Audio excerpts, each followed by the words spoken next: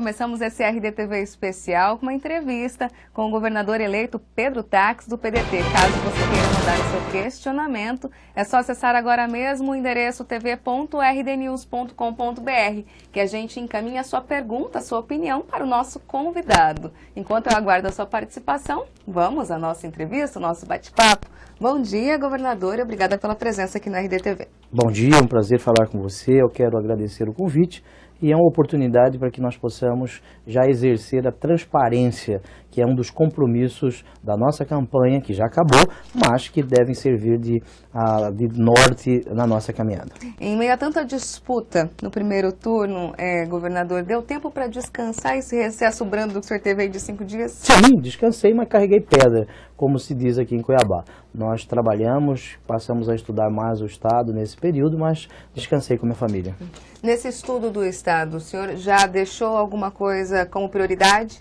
A prioridade são os compromissos que assumimos na campanha eleitoral. Aliás, por isso que eu fui eleito no primeiro turno nas eleições. A saudar os compromissos com o cidadão mato-grossense na concretização de políticas públicas voltadas para a saúde, educação, segurança. Estas são as nossas prioridades e nós vamos trabalhar firmemente para que essas prioridades sejam concretizadas. Este é o compromisso que eu tenho com o povo de Mato Grosso. Nesse retorno, desse recesso, quais foram as primeiras atividades que o senhor exerceu junto à equipe de transição, junto aos deputados estaduais eleitos, federais pela coligação? Sim, eu cheguei no domingo mesmo já nos reunimos com a parte da equipe de transição. Na segunda-feira tivemos uma boa reunião a respeito da transição, conversando com cada um desses grupos, de equipes que estão levantando alguns temas.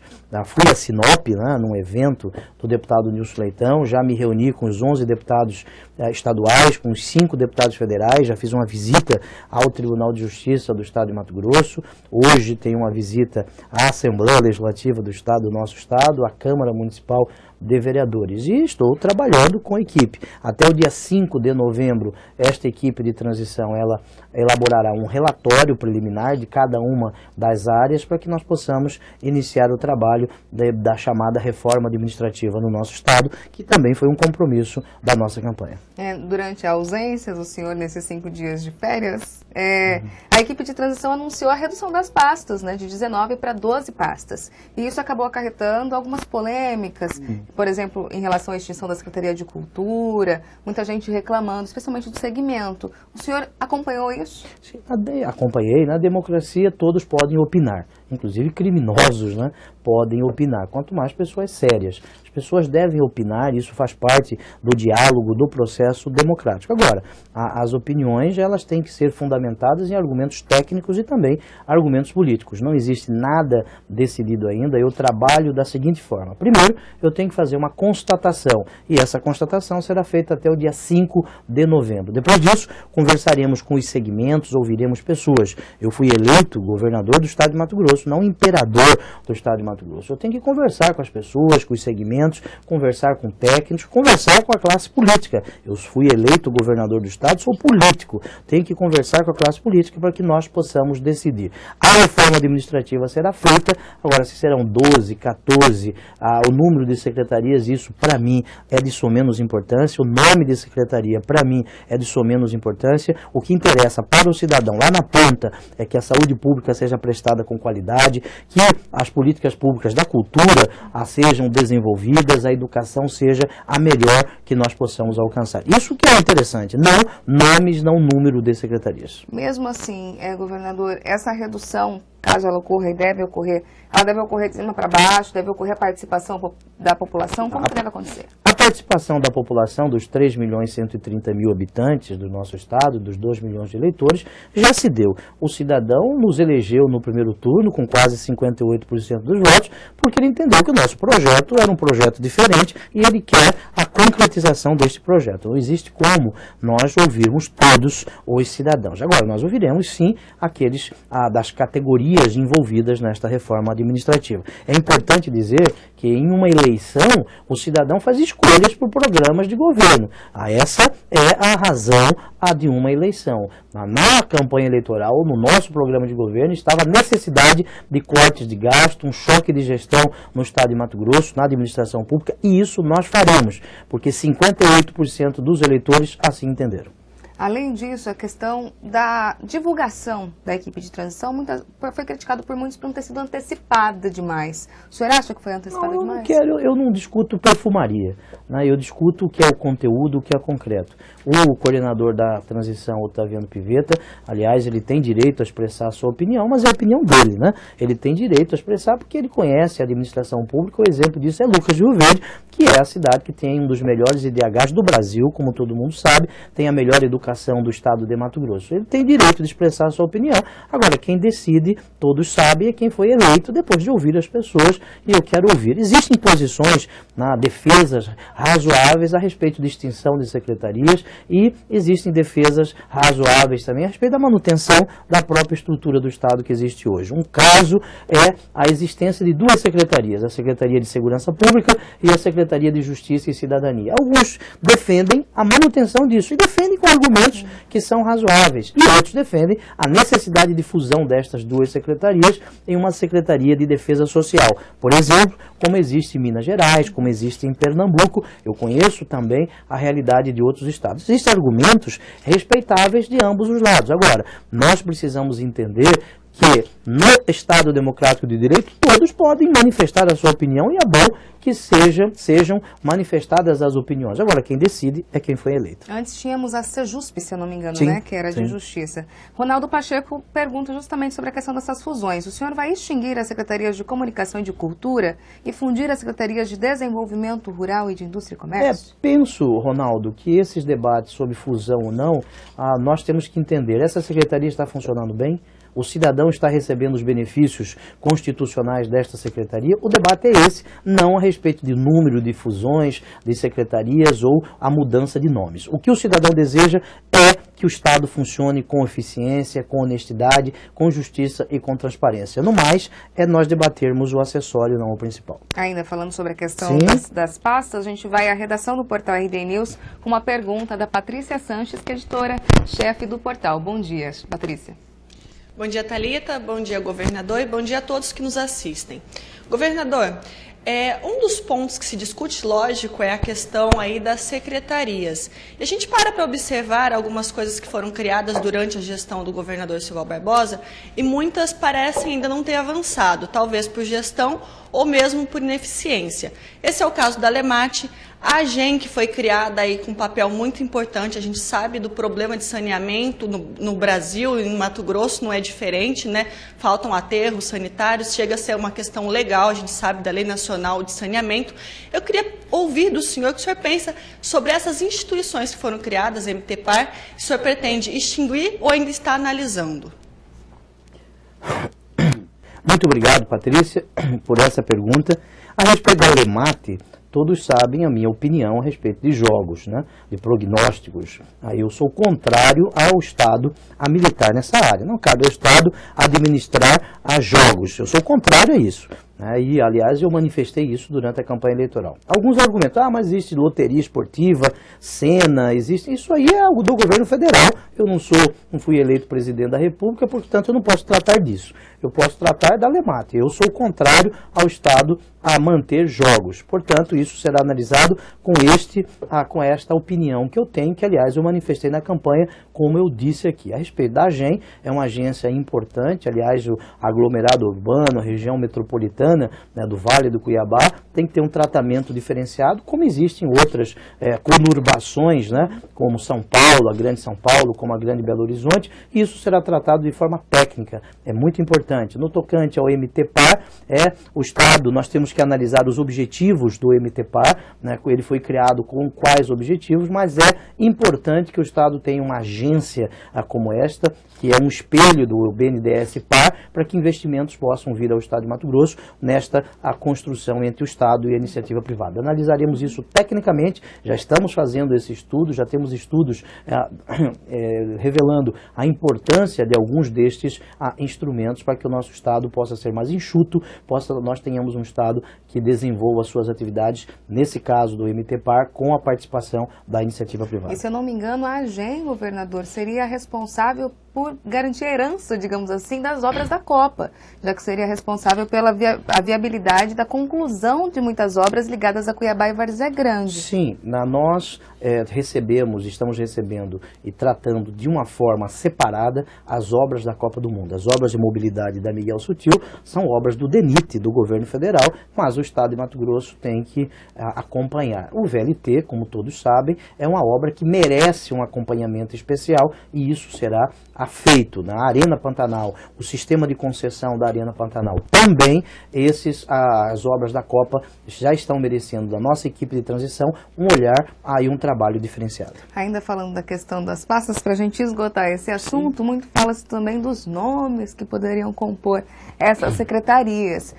Fala-se, inclusive, da possibilidade de resgate de alguns deputados estaduais e federais eleitos para encampar algumas pastas. Dou um exemplo que está rolando nos bastidores, Adilton Sacchetti, por exemplo, para a pasta de pavimentação.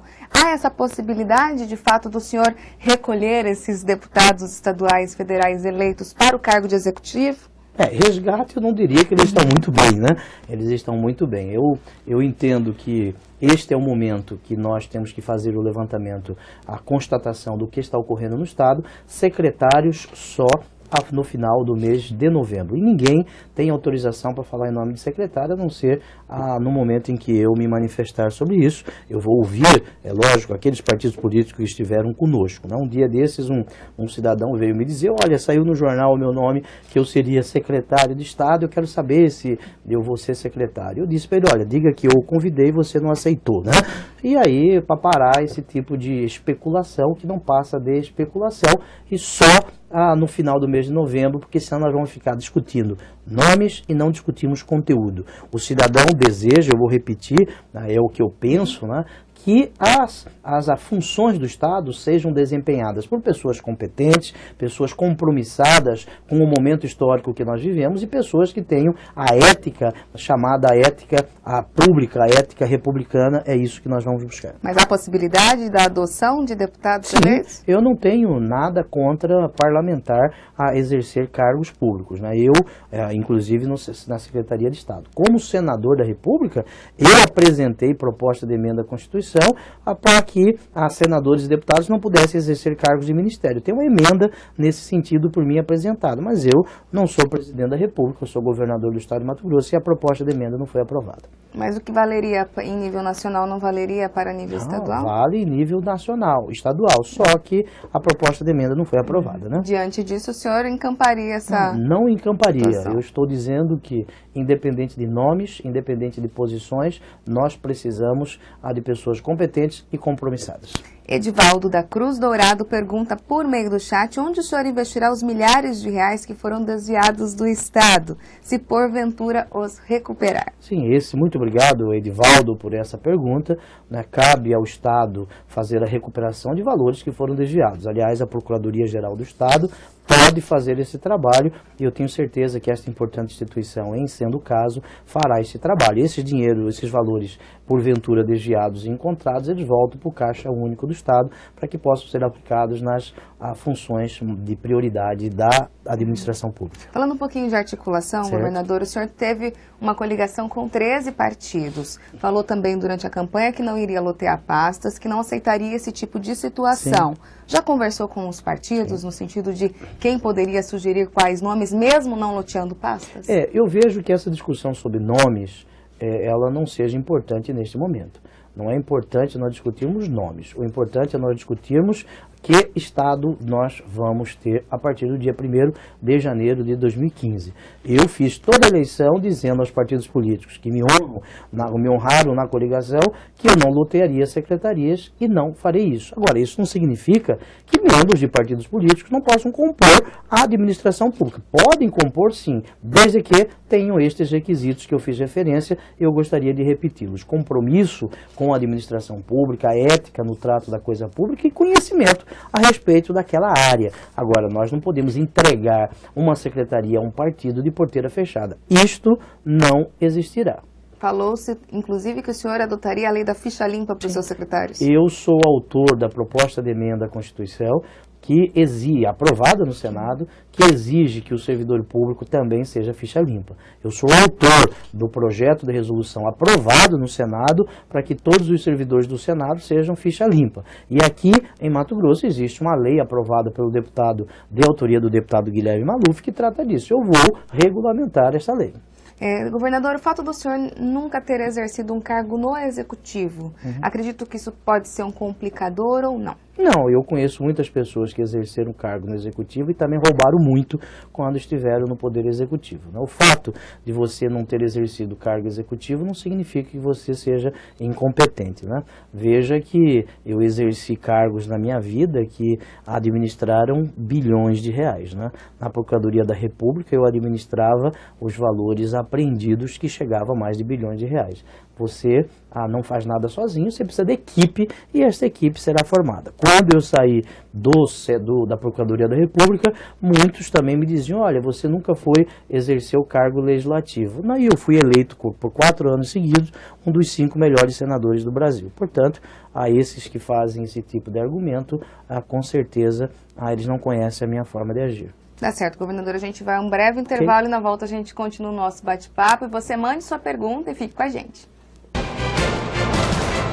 A Prefeitura de Cuiabá está trabalhando a todo vapor no projeto Novos Caminhos, o maior programa de asfalto da história da capital. É benefício para nossa saúde, é qualidade de vida. Já são mais de 30 bairros recebendo asfalto de alta qualidade. A gente pode observar que agora eles estão caprichando, não é mais uma casquinha de ovo. Até 2016 serão 300 quilômetros de asfalto novo e 500 quilômetros de recapeamento. Prefeitura de Cuiabá, junto com o cidadão. Quer ver sua cidade melhorar? Mande uma mensagem para a Prefeitura. Instale em seu smartphone o Colab, um aplicativo gratuito que liga você aos gestores da cidade. Você pede melhorias, interage e recebe respostas dos órgãos públicos. Acesse www.colab.re. Suas ideias e o trabalho da Prefeitura vão se conectar. Prefeitura de Rondonópolis. Avançar é o nosso compromisso.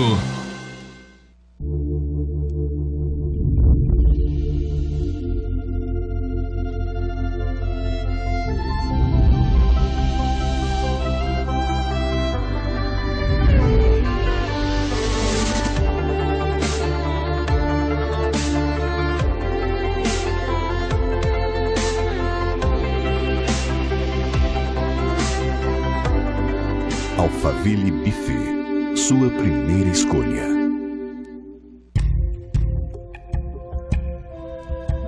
Você sabe onde seu filho pode brincar. Ele não. Evite os acidentes domésticos. Uma campanha Unimed Cuiabá. A Prefeitura de Cuiabá está trabalhando a todo vapor no projeto Novos Caminhos, o maior programa de asfalto da história da capital. Eu já moro aqui há 20 anos e nunca foi feito um trabalho desse aqui. Já são mais de 30 bairros recebendo asfalto de alta qualidade. E é um asfalto muito bom, não é aquela casquinha de ovo que nem se diz, não. Até 2016 serão 300 quilômetros de asfalto novo e 500 quilômetros de recapeamento. Prefeitura de Cuiabá, junto com o cidadão. No mundo atual, a velocidade da notícia anda no tempo do próprio acontecimento. E você analisa, opina, busca, atualiza, onde quer que você esteja. A notícia tem que estar na sua tela, na palma da sua mão e onde você quiser. Um site de notícias só é completo quando você pode compartilhar, assistir e participar dos acontecimentos. RD News, RD TV e blog do Romilson. Jornalismo político e interativo. Leia, assista e opine. Mutirão da conciliação é mutirão da conciliação é mutirão da conciliação. Chegou o Mutirão da Conciliação Fiscal. Uma grande oportunidade para você quitar seus débitos municipais.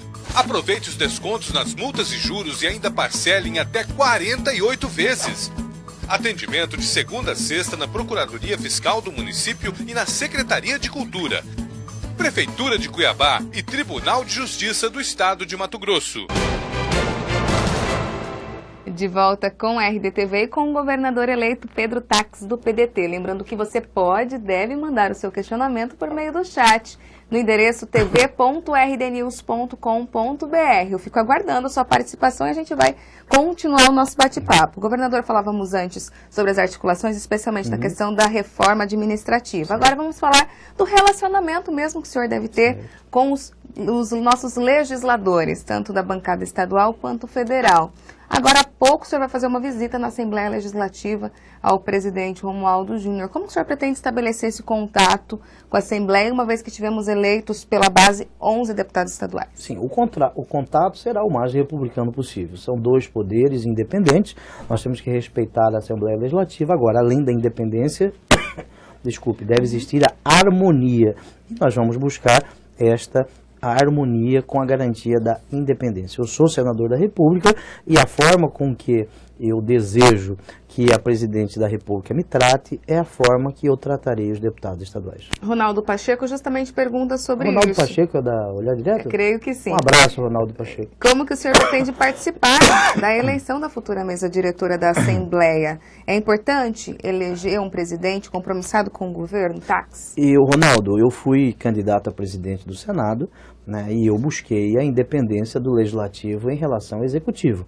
E eu não vou me imiscuir, adentrar na eleição para presidente da mesa da Assembleia Legislativa, porque é uma atribuição dos deputados estaduais. Eu já fiz reuniões com os deputados estaduais. Essa semana eu fui convidado para um jantar com 11 deputados estaduais, participei desta reunião onde nós tratamos do futuro governo do estado de Mato Grosso. A eleição da mesa cabe aos deputados estaduais. Também fiz uma reunião com os 5 deputados federais da nossa bancada, da bancada que foi eleita através da nossa composição política, para que possamos traçar também a forma com que eles nos ajudarão a administrar o estado de Mato Grosso. Nós conversaremos com toda a bancada federal do estado de Mato Grosso, né, independente daqueles que foram eleitos por outra coligação, que são eleitos de forma legítima e tenho certeza ajudarão o Mato Grosso a partir de 2015. Mas ainda falando em bancada estadual, sim, o senhor acredita na importância desse alinhamento entre mesa diretora e executivo? Eu penso que a mesa diretora deve estar alinhada com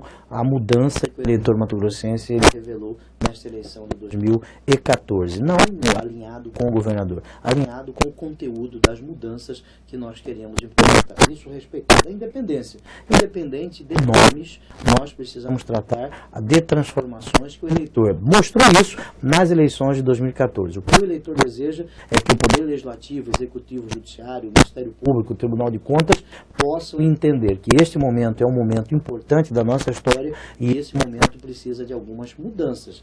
E nós, ao menos dentro do Poder Executivo, buscaremos fazer essas mudanças e conversaremos com os demais poderes para que possam estar conosco neste momento. A bancada federal mantendo sempre a independência, é bom que se diga. A bancada federal costuma ajudar o Estado, digamos assim, por meio das emendas parlamentares. Sim. Muitas vezes criticada e duramente criticadas pelo senhor.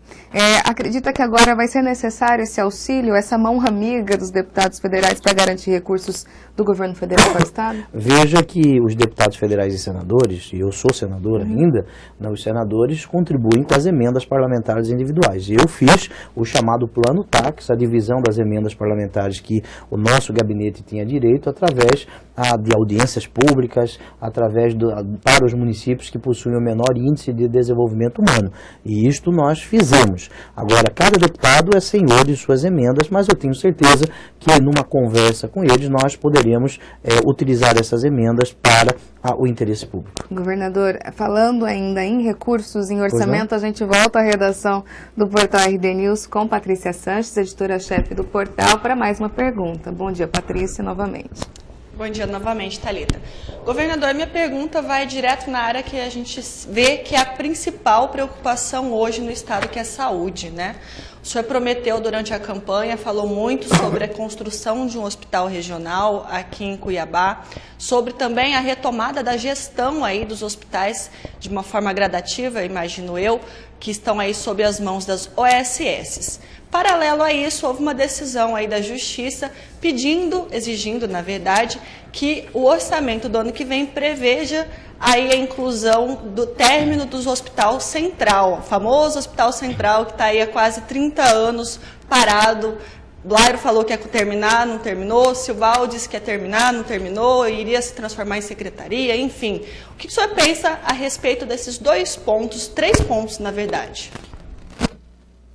Muito obrigado, Patrícia, por mais essa pergunta. Nós solicitamos ao governador Silval Barbosa e ao presidente em exercício da Assembleia Legislativa, o deputado Romualdo, que retirassem o projeto da LOA e da LDO. Eles assim fizeram, quero agradecê-los por isso, e a nossa equipe está analisando esses 2 projetos orçamentários, para que nós possamos já, nesses projetos, buscar junto à Assembleia Legislativa, ainda nesta legislatura, alterações que possam dar condições para que nós possamos cumprir este compromisso no tocante ao Hospital Regional de Cuiabá. Já a equipe técnica já fez uma visita ao Hospital Júlio Miller, ali na estrada que vai a Santo Antônio do Everger, para que nós possamos saber se o Estado está repassando a sua contrapartida. No tocante ao Hospital Central, ali no Centro Político Administrativo, eu, como Procurador da República, fui o autor das ações a respeito do Hospital Central.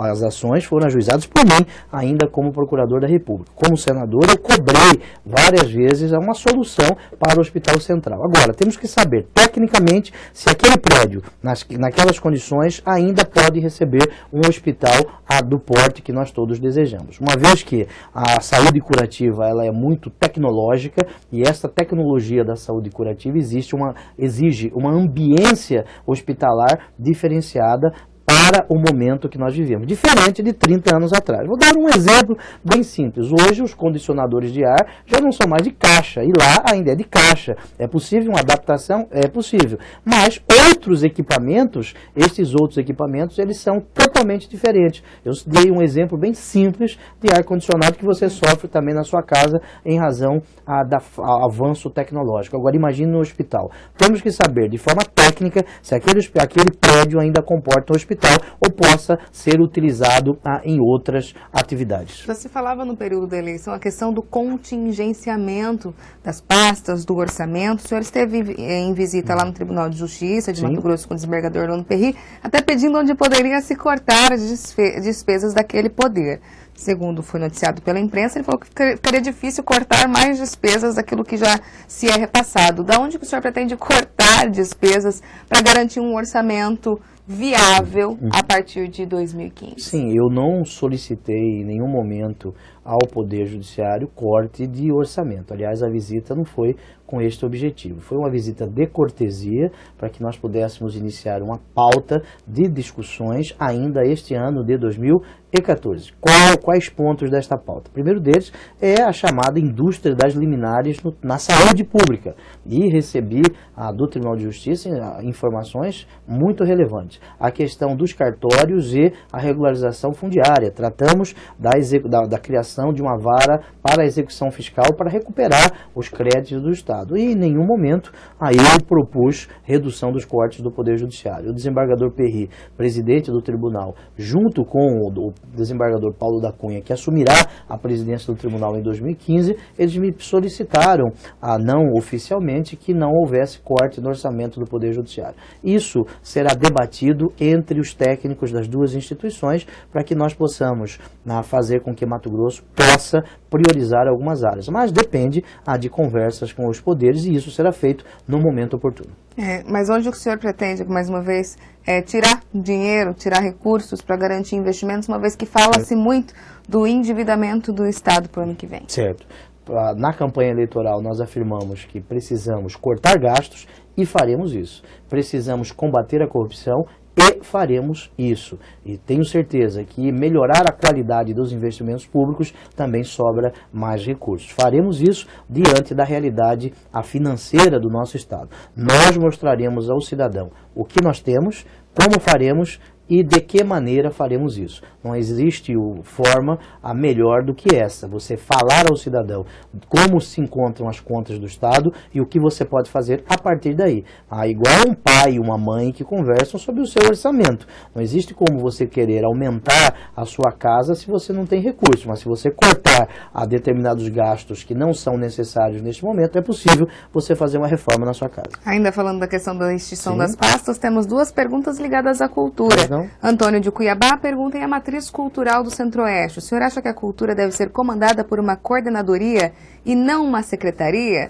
E o Rufano Bombo, creio que seja... Como é o nome do primeiro? Antônio. Antônio.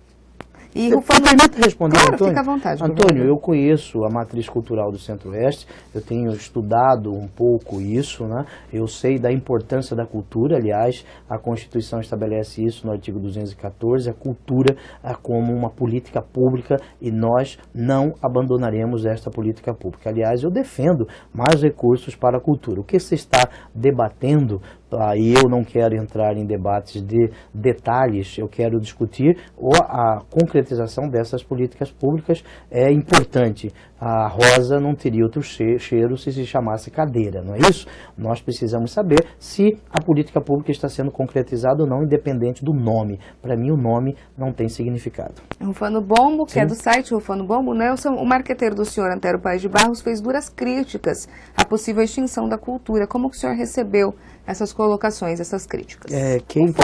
Rufano Bombo, que é do site. Rufano Bombo, o marqueteiro meu, não é marqueteiro meu, ele foi contratado pela campanha eleitoral, aliás, as contas foram prestadas, né, à Justiça e serão prestadas no momento correto, e é um contrato que foi feito. Respeito o senador Antero Paes de Barros, o seu profissionalismo, quero agradecer a ajuda do Antero nesta caminhada, é uma opinião dele, eu respeito todas as opiniões, é bom que as pessoas na democracia possam opinar.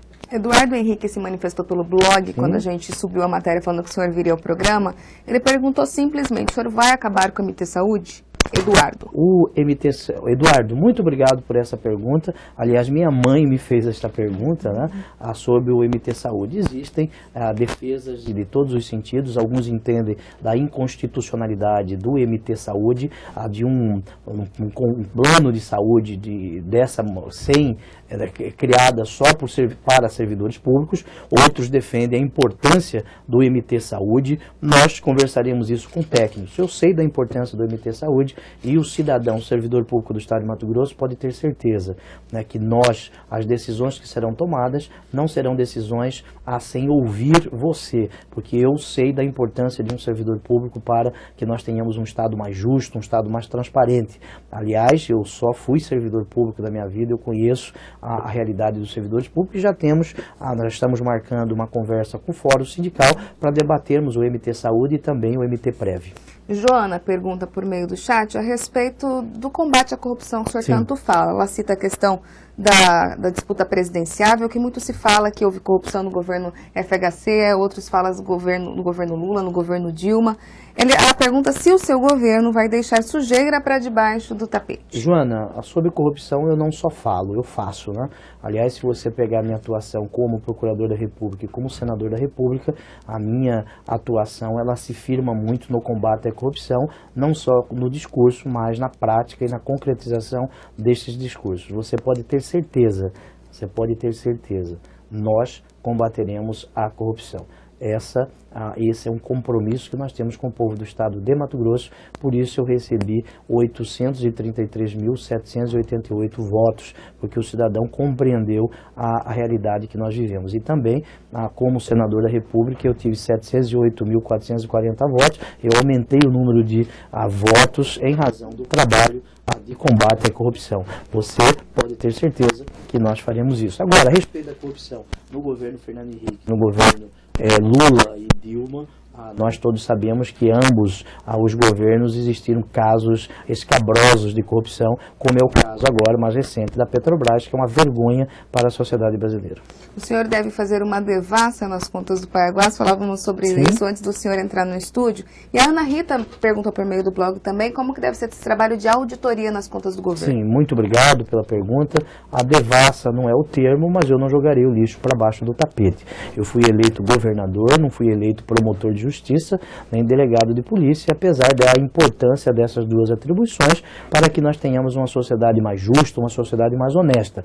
O governador, como todo servidor público, ele tem a obrigação de, em conhecendo fatos que sejam ilícitos, dar conta destes fatos ao Ministério Público, à Polícia Civil, à Polícia Federal, e isso nós faremos com total tranquilidade. Obras do Rodoanel que estão paralisadas há 9 anos. O senhor vai rever esse problema? Sim, nós precisamos do Rodoanel. O Rodoanel retira retira do centro de Cuiabá, da Miguel Sutil, um número muito grande de caminhões que retiram a nossa safra. Precisamos sim do rodoanel e nós já estamos tratando disso, inclusive na equipe de transição. Governador, falando um pouquinho do seu trabalho enquanto senador, já que a gente tem a diplomação em dezembro, certo, e a posse em janeiro, quando que o senhor de fato deve entregar o cargo aí de senador? E já teve uma conversa com o seu primeiro suplente, José Medeiros? Sim, já conversamos várias vezes sobre temas relacionados ao Senado. Eu posso ficar como senador até o dia da diplomação, e quem marca a diplomação é o Tribunal Regional Eleitoral. Isso se dá no final de novembro, meados de dezembro, e eu vou analisar se eu ficarei até essa data ou se desde logo eu já possa voltar para Mato Grosso de uma forma definitiva e com mais tempo, para que possa tratar do que interessará a todos nós a partir do dia 1º de janeiro. O que depende dessa decisão? Depende de uma posição minha, né? É uma decisão que só cabe a mim, mas eu não posso decidir isso sem levar em conta a necessidade de que eu tenha mais tempo aqui em Cuiabá, no nosso estado, para que eu possa trabalhar para que as reformas possam ser feitas a partir do dia 1º de janeiro. Um desapego ao cargo de senador? Não, desapego não diria, é um cargo muito importante. Aliás, eu tenho orgulho de ser senador pelo estado de Mato Grosso, representar o nosso estado. Eu tenho ciência do trabalho que eu desenvolvi ali, que a sociedade toda entendeu que foi um trabalho relativamente competente, tanto que expressou isso nas urnas, né, com a votação bem maior do que eu tive como senador da República. Mas eu fui eleito governador e preciso trabalhar muito. Estou trabalhando muito, né, eu gosto de trabalhar e estou muito empolgado com as mudanças que possam ser feitas a partir do dia 1º de janeiro. Algumas delas devem ser feitas a partir de 2014. Nós estamos recebendo da atual administração todo o apoio para que isso seja feito. Até hoje, todo o apoio tem sido feito de forma republicana. Os dois suplentes do senhor travam uma batalha aí no judiciário para saber quem assume a sua vaga. Inicialmente, quem assume mesmo, José Medeiros do PPS, que é da PRF. O senhor deve passar alguns projetos do senhor para que ele encampe ou não vai deixar essa questão independente? Não, os projetos são apresentados e depois o senador perde a disponibilidade do projeto, que vai ao relator. Eu tenho certeza que o José Medeiros, que será senador, ele tem a sua competência própria, tem o seu trabalho e desempenhará bem para orgulhar o povo da nossa terra em Brasília. Tem conversado com Paulo Fiuza? Não, faz dias que eu não converso com Paulo Fiuza, que é um homem sério, um homem de bem, mas essa discussão sobre suplentes já não mais me cabe. Isso cabe à Justiça Eleitoral e eu não vou colocar minha colher de pau nesse angu. Para encerrar nosso bate-papo, governador, eu gostaria que o senhor me falasse um pouquinho, o senhor imaginaria, falávamos antes na hora do intervalo, que há 4 anos o senhor estava procurador da República e saiu candidato a Senado e hoje foi eleito no primeiro turno ao cargo de governador, a partir de 2015 governador. Essa carreira política que o senhor galgou nos últimos 4 anos, imaginava chegar ao posto que está? Sim, eu sempre imaginei ser um servidor público para que eu pudesse, não interessa em que cargo, a trabalhar firmemente para que Mato Grosso pudesse ser um estado mais justo, mais honesto, mais transparente e mais eficiente. Nomes, para mim, não interessam. Não interessam. O que interessa é que eu possa trabalhar para que Mato Grosso possa ser um estado que nós todos nos orgulhamos. Todas as atribuições que eu exerci na minha vida, eu busquei fazer com que eu trabalhei firmemente para que eu pudesse ser um servidor público decente, competente, compromissado com os interesses públicos da sociedade. Por isso, eu sou servidor público e não interessa o nome, se é senador ou governador, eu não deixarei de ser servidor do estado de Mato Grosso. Como conseguir gerenciar todos os desmandos ou vontades ou vaidades dos partidos, uma vez que o senhor vem de cargos como servidor público, a postura de procurador da República é diferente. de governador do estado, precisa de ter mais jogo de cintura. Como que o senhor deve estar se incumbindo dessa nova função, de ter mais paciência, de ter mais jogo de cintura? Não, algumas pessoas dizem que o jogo de cintura, o político tem que engolir sapo, né? Eu entendo que todo cargo público que você exerça, você deve cumpri-lo na sua plenitude. E isso eu fiz como procurador da República, fiz como senador e tenho certeza que farei como governador. As pessoas que convivem comigo me conhecem, sabem a forma que eu atuo e eu tenho certeza que elas se adaptarão a esta forma. Só para encerrar nosso bate-papo prestigiando o nosso internauta, dito da tribuna, em Nobres, o vereador de um partido do senhor foi cassado. Ele gostaria de saber se o partido instaurou algum processo administrativo para apurar eventuais irregularidades. Muito obrigado, Dito, por essa pergunta. Ele foi cassado e eu não liguei para nenhum outro vereador do município para pedir voto contra, porque eu reconheço a importância do legislativo. O PDT estadual, ele foi cassado no início, me parece, perto ali da convenção, e a secretária-geral do nosso partido, a Paola Reis, já está tomando as providências. Você pode ter certeza disso, como ocorreu também com o vereador de Pontes de Lacerda.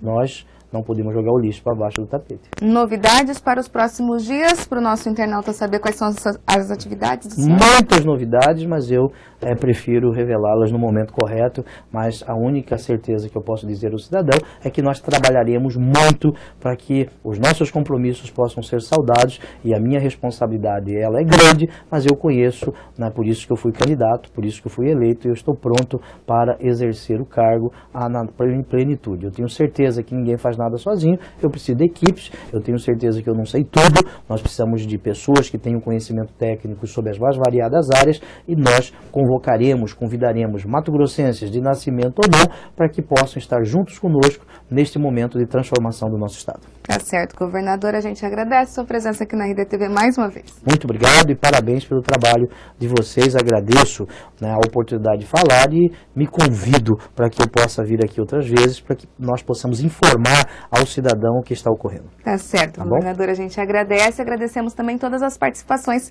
que tivemos por meio do chat. Caso não tenhamos feito alguma pergunta, a gente repassa para a assessoria do governador eleito. É isso, a edição dessa quinta vai ficando por aqui, nos vemos de novo amanhã ao vivo, às 8h30 da manhã. Até lá!